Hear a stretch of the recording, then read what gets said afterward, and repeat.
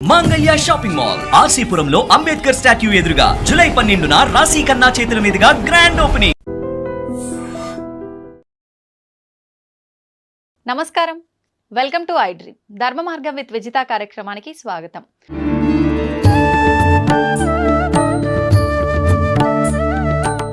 ఇప్పుడు మానవ జన్మ తీసుకున్నాము అంటే మీరు అన్నారు ఇందాక, నేను పాపిని అని చెప్పి ఆ భ్రమలోనే ఉంటుంటారు అని చెప్పి.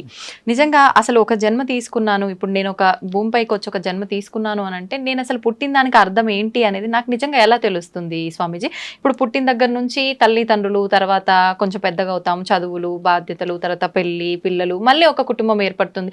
వీటిల్లోనే కొట్టుమిట్టాడుతూ ఉంటాం. అసలు నా జన్మకు అర్థం ఏంటి అని అంటే ఏంటి అని చెప్పొచ్చు? ఎలా తెలుసుకోవచ్చు? అద్దంలో చూసుకొని అట్లా అనుకోకుండా ఈ అద్దంలో కనపడుతున్న నేను అని పిలువబడుతున్న వాడిని ఎవడిని చిన్నప్పటి నుంచి తల్లిదండ్రులు సునీత, సీత, రామయ్య, సుబ్బయ్య అని వాడిని పేర్లు పెట్టి పిలుస్తూ ఉంటే విని విని విని నా పేరు ఇది అనుకుంటున్నాడు జీవాత్మ.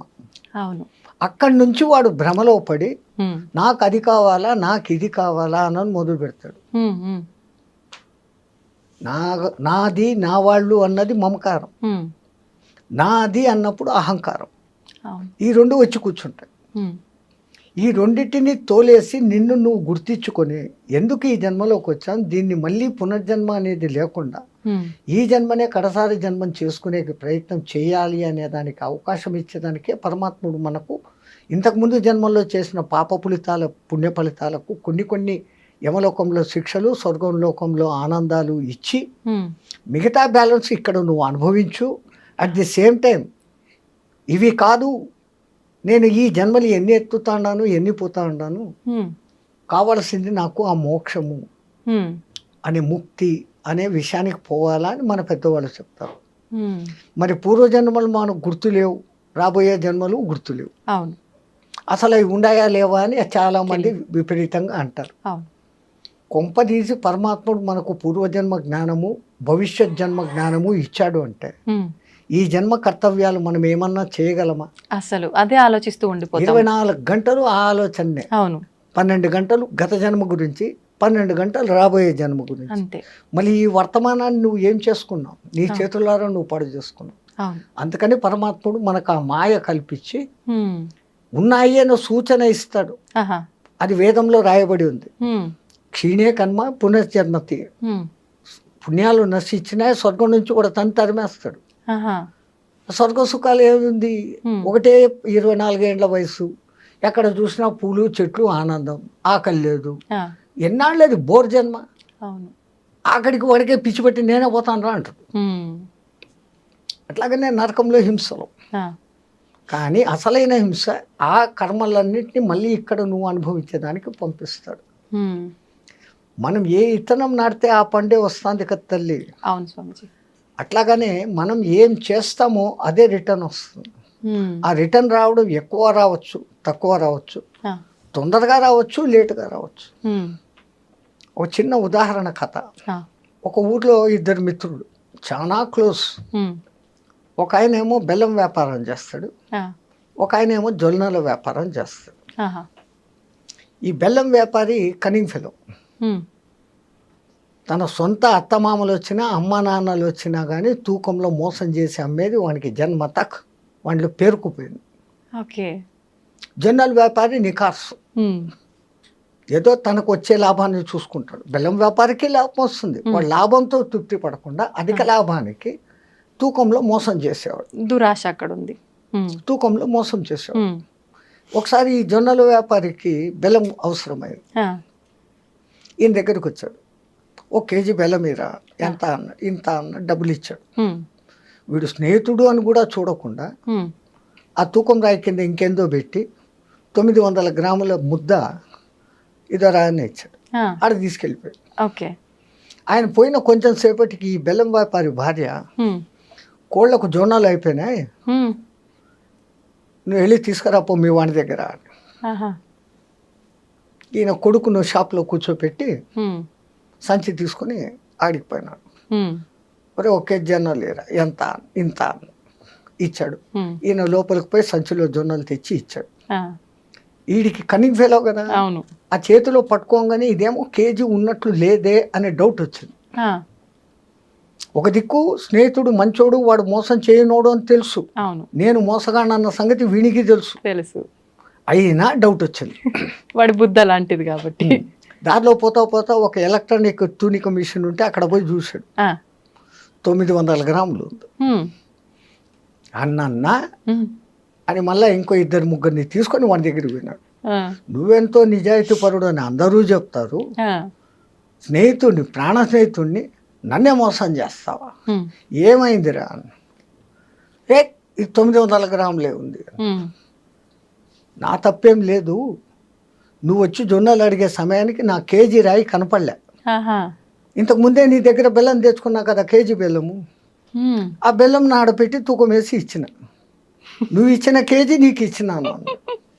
ఇప్పుడు వీడు తేలు కుట్టినా అంతే. తో జో గియా ఓ భరేగా. కరెక్ట్ గా ఎలా బుద్ధి చెప్పాలో అలా బుద్ధి చెప్పాడు. బుద్ధి ఇంకో మాట చెప్పాల్సిన పనిలే, లేకుండా. వీడు చెప్పలే, వీడికి అవును, నేను మోసపోయాను, బెల్లంలో నాకు తక్కువ ఉందన్న సంగతి తెలుసు, వాడు నిజాయితీ పరుడు, అవును అవును. ఆడికి తెల్లే, హ్మ్, ఆడిచ్చిన బెల్లం వాడికి ఇచ్చాడు ఇచ్చాడు. తూకం. హ్మ్, తో జో బోయగా ఒయి పల్పాయగా, అంతే. ఎవడు ఏం చేస్తాడో వాడికి అదే అదే వస్తుంది.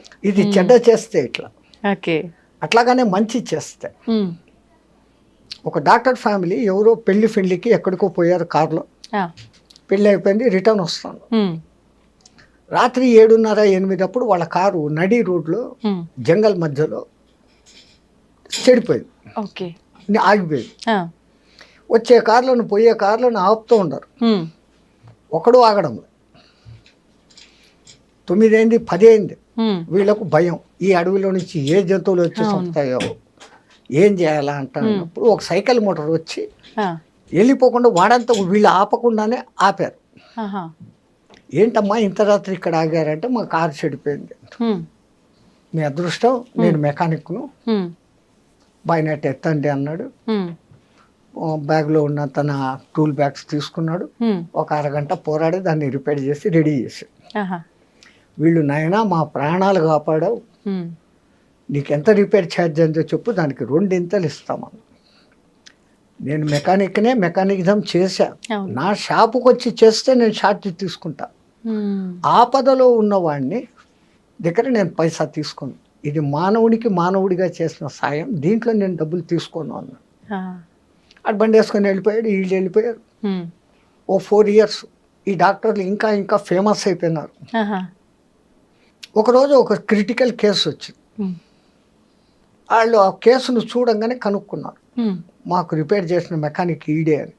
ఆహా, ఆయనకి యాక్సిడెంట్ అయ్యి తల ఛిద్రం అయిపోయాడు, ఓకే. బతికే ఛాన్సులు లేవు, ఆహా, వేరే హాస్పిటల్కి తీసుకుపోతే మేము చేయమని అంటే ఇక్కడికి తీసుకొని వచ్చాడు, వీళ్ళు మంచి ఫేమస్ కదా. హ్మ్, వాళ్ళు చూసి వాళ్ళ శాయశక్తులు అన్నీ ఉపయోగించి ఆ, కోమాలోకి ఇంకా చచ్చిపోయినాడు అనుకున్న వాడిని హ్మ్, ఎట్లాగో అట్లా లేక బతికిచ్చారు. హ్మ్, ఒక 4 నెలల తర్వాత ఆయనకి మంచి స్పృహ వచ్చింది, బాగైంది ఆరోగ్యం. ఆ, నన్ను ఇంత బాగా చేసిన ఆ డాక్టర్లను చూడాలా, హ్మ్, నేను మెకానిక్గా బాగా లక్షలు సంపాదించుకున్నా, వాళ్ళు ఎంత ఫీజు అడుగుతారు, నన్ను ఇన్ని రోజులు ఐక్యూలో పెట్టిరి, అది చేసిరి ఇది చేసిరి, ఇన్ని ఆపరేషన్లు చేసిరి, హ్మ్, అసలు మళ్ళీ మనిషిని మామూలు చేసిరి, అవును. నా దగ్గర ఉన్నదంతా ఇచ్చి వాళ్ళ రుణం తీసుకోవాలా, వాళ్ళని ఒకసారి చూడాలా. వాళ్ళు ఇద్దరు వచ్చారు, హ్మ్, అయ్యా మీ ఫీజు ఎంత అయిందో చెప్పండి, దానికి డబుల్ నేను ఇస్తాను, నా ప్రాణాన్ని నిలబెట్టారు. అవును. నువ్వు చెప్పిన మాటలు గుర్తుండయా అన్నాడు. మీరెవరు అన్నాడు. ఈయన గుర్తుపట్టలేదు. 4 ఏళ్ల కింద ఆ కార్లో అడవిలో మేము ఉంటే మమ్మల్ని కాపాడావు, హ్మ్, ఇప్పుడు మేము డాక్టర్లమే, హ్మ్, కానీ ఆపద సమయంలో ఉన్న నిన్ను మమ్మల్ని నువ్వు కాపాడావు, అవును. ఇప్పుడు నేను మిమ్మల్ని కాపాడా, మీ దగ్గర నేను 1 పైసా తీసుకోను అన్నాడు. హ్మ్, కర్మ ఫలాలు అంతే. అందుకే అంటారు ఏది చేస్తే అది వస్తాను, ఇందాక మీరు కూడా చెప్పారు. హ్మ్, అది నిజమని అర్థం అవుతుంది దీన్ని బట్టి. ఇంకొక తమాషా కథ, ఇది నా కథలు కావు. ఆ, వృత్తిలో పోలీస్ డిపార్ట్మెంట్లో ఉన్న ఒక మనిషి ఆహా, ఈ పిరమిడ్ సొసైటీలో ధ్యానంలోకి దిగినాక హ్మ్, చెప్పిన మనిషి. హ్మ్, ఆ మహానుభావుడు ఇప్పుడు Tirupati SP, superintendent of police. Okay okay. ఆయనలో ఈ ఆధ్యాత్మికత ఉంది. ఆహాహా, ఆయన చెప్పిన 3వ కథ బాగా మంచి ఈ కంప్యూటర్ ఇంజనీరింగ్లో తెలిసిన వాళ్ళు పెళ్లి చేసుకున్నారు. ఉమ్, 2 నెలలే అయింది పెళ్ళి. ఉమ్, ఒక దినం రాత్రి భోంచేస్తా ఉంటే ఒక దీనమైన గొంతు, గతి లేని పరిస్థితుల్లో అడుగుతున్నాను, నాకు ముందు ఇంత అన్నం పెట్టండి అని. ఉమ్, భర్త ఇట్లా కిటికీలోంచి చూస్తున్నాడు, ఎత్తుగా చూడంగా బాగున్నాడు మనిషి. ఆ, ఈమె వెంటనే ప్లేట్లో నుంచి అన్నీ వడ్డిస్తాను. దేనికి అన్నాడు. ఉమ్, ఆయన అంత ఇదిగా అడిగాడు కదా, ఆ గొంతు ఎంత దీనంగా ఉంది, పోయేస్తానని. గొంతు దీనంగా ఉంది, మనిషి ఎట్లుండాడో చూసావా, దున్నపోతలాగా ఉన్నాడు, పని చేసుకొని పోతకుండా ఆయనకి తిండి పెడతావా, పెట్టమాక. ఈ మాటలు ఆయనకి వినపడతాడు. ఆహా, వాడు అభిమానం ఉన్నవాడు. ఉమ్, సత్తే చచ్చినా ఇంకా అడగకూడదు అని చెప్పేసి వెళ్ళిపోయాడు. ఆహా, కానీ వీళ్ళిద్దరి మధ్య గొడవ మొదలైంది. ఉమ్, లావా సన్నమా కాదు, ఆకలి అన్నాడు, ఆయనకి పెట్టాలి కదా, అవును, మనకేమన్నా తక్కువనా, నీకు 1,00,000 జీతం నాకు 1,00,000 జీతము అంటే దాట్ బుట్ ఈ మాట పెరిగి ఆ, మరుసదినం పొద్దునికంతా ఇద్దరు విడాకులు తీసుకునే సిద్ధమైపోయినా. ఇంత చిన్నదానికి తీసుకున్నారు కూడా. ఉమ్, ఈయన ఊరు వదిలి వేరే ఊరికి వెళ్ళిపోయినాడు, ఆమె వేరే ఊరికి ట్రాన్స్ఫర్ చేయించుకునేది ఉద్యోగం.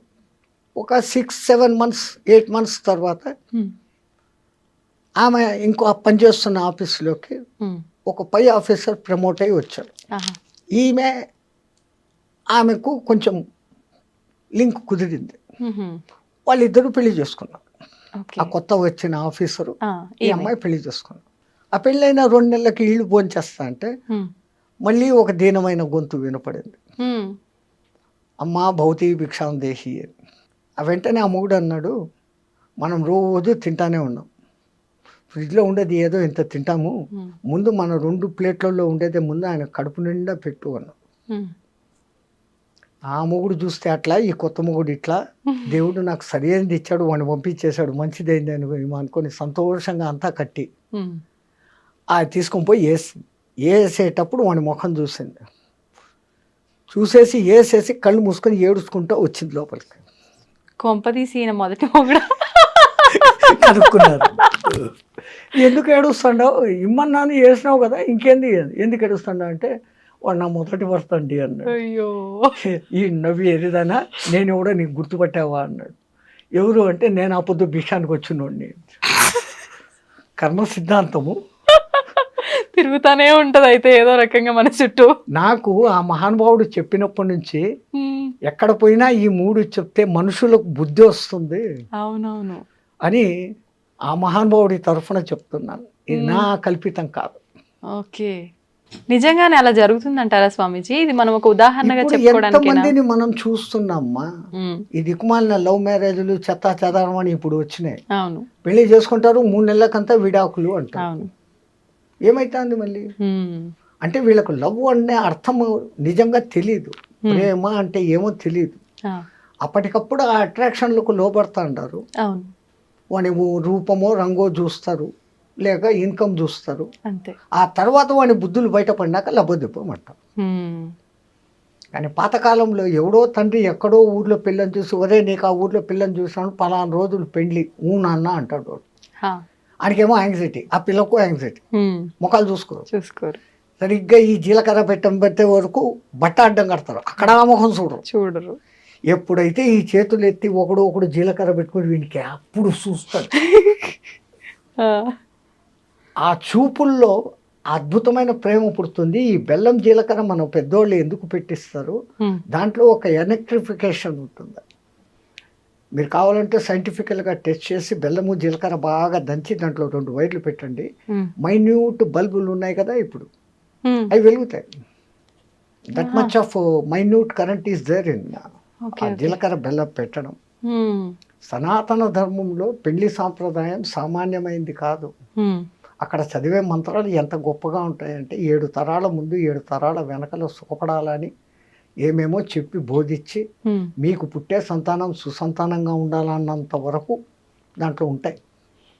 అవును 5 రోజుల పెళ్లి 7 రోజుల పెళ్లి అని చేసేవాడు. ఉమ్, ఎప్పుడైతే ఈ చెయ్యి ఇక్కడ ఆ చెయ్యి అక్కడ పడుతుందో, శాస్త్రారం నుంచి ఈయన కరెంటు ఆమెకు, ఆయన కరెంటు ఈమెకు వస్తుంది. ఉమ్, వాళ్ళిద్దరి మధ్య ఈ కొత్తదనం పోవాలా అని అదేందో బంతే ఆట, ఆ ఉంగరాలు బిందెలో వేసి బిందులో వేసి ఆ కాళ్ళు తొక్కుడు అది ఏందేందో చేస్తారు.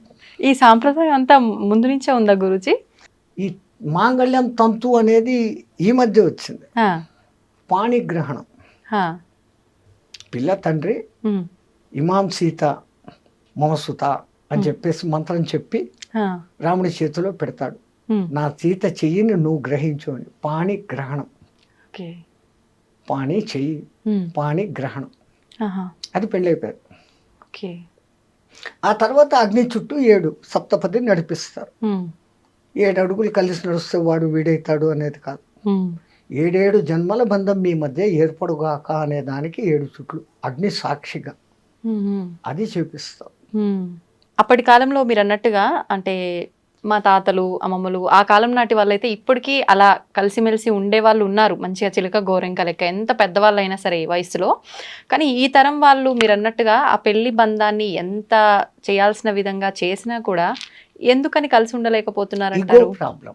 ఉమ్, పాతకాలంలో ఆ యుగో లేదు. ఉమ్, రెండవది వాళ్ళు నా వాళ్ళు, నేను వాళ్ళకు కష్టపడి పెడుతున్నాను అన్న భావన వాళ్ళలో ఏ మూల ఉండేది కాదు. ఉమ్, ఉమ్, మీరు అన్నట్లు పాతకాలంలో అందరికీ ఆవులు ఉండేటి, లేదా గొర్రెలు బర్రెలు ఉండేటి. అవును, ఆ మహాతల్లి ఆ టయానికి లేచేసి ఉమ్, వాటి ముందు పశువులు చాలా శుభ్రం చేసి ఇంటి ముందు కళ్ళాపి చల్లి ముగ్గులేసి ఆ రోజు చేయాల్సిన టిఫిన్కు ఇడ్లీ రుబ్బాలంటే రుబ్బి అవును, ఇడ్లీలు పొయ్యిలో కాల్చి చేసి, ఉమ్, ఈ గ్యాసులు బోసులు గ్యాసులు లేవు, అవును, ఆ పొగ కంట మస్ట అన్నిటినీ భరిస్తూ ఉమ్, ఆ బయట వంట పాత్రలు, బయట వంట చేసే పొయ్యి వంట బయట పొగ ఇంట్లో పారాకూడదని ఇంటి బయట వంట ఉంటుంది. ఆ, వీళ్ళేమో ఇంట్లోకి రావాలా పోవాలా ఎన్నిసార్లు తిరుగుతారు? అవును, చాలా సార్లు. అంత తిరిగి అంత కష్టపడి ఉమ్, వాళ్ళకు పెడతా ఉంది. కాబట్టి ఆ తల్లి శరీరం అంత భద్రంగా ఉండేది. ఉమ్, ఇప్పుడు ఏమి అన్నిటికీ డుర్రు మిషన్, అంతే, మిక్సీ, ఇడ్లీలు, కుక్కర్, అదేందో గ్రైండర్, బైండరు అన్నిటికీ వచ్చినాయి. సూర్యరశ్మి వంట మీద పడ్డం లేదు, ఆ టైంలో. మూత పెట్టి అందులో కుక్కర్లో పెట్టి చెత్త తిండులు తింటున్నాం కాబట్టి ఈ రోగాలు, ఈ డిఫరెన్స్లు, ఈ ఈగో పెరిగిపోతున్నాం. ఆ, మనం తినే ఆహారమే మన మనస్సు.